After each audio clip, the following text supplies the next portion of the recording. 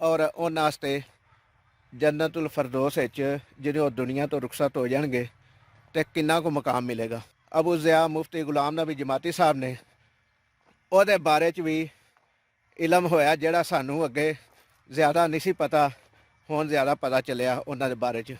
औज़ु बिल्लाहि मिनश शैतानिर रजीम, बिस्मिल्लाहिर रहमानिर रहीम। दोस्तों अस्सलामु अलैकुम। अल्लाह ताला तुहानू सारिआं नू सेहत और तंदुरुस्ती वाली लंबी जिंदगी दे, आमीन सुमा आमीन। दोस्तों अज अबू ज़िया मुफ्ती गुलाम नबी जमाती साहब का पहला उरस सी और उहदी तकरीबात होईयां।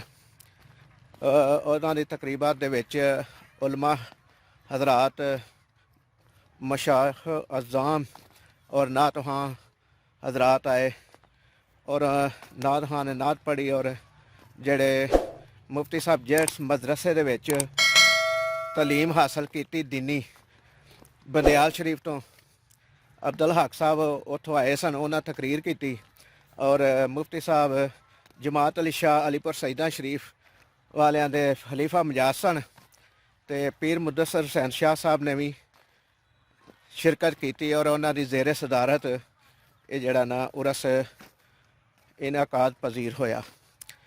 तो दोस्तों उहदे विच बहुत अच्छियां गल्लां मिलियां जड़ियां घट उलमा जड़े ना बयान करते हैं। चंद एक गल्लां इस तरह दियां ने कि उन्होंने फजीलत बयान की उलमा दी और जेड़े तालब इलम दीन दा इलम हासिल करते हैं उन्हां दी भी फजीलत बयान की और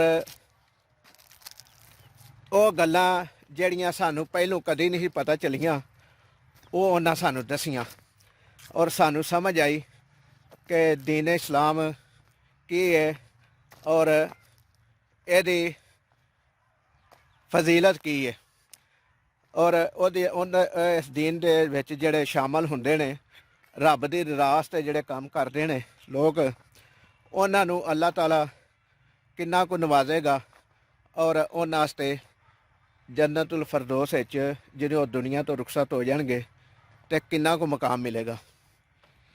नात खां हज़रात ने बड़ियां अच्छियां नातां पढ़ियां, प्रोग्राम बड़ा अच्छा रहा और काफ़ी लोगों ने प्रोग्राम सुनिया और सुन के समझ लो कि मैं तो कम अज़ कम अपनी गल करना कि मैनू पहले नालों ज़्यादा समझ लगी।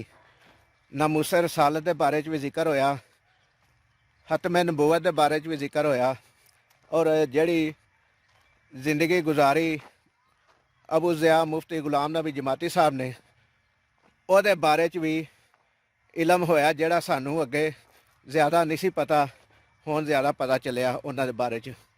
तो दोस्तों अज साडे एक दोस्त जेड़े 6 मार्च नू फौत हो गए सन, दुनिया तो रुखसत हो गए हैं, सेठ मुख्तार अहमद।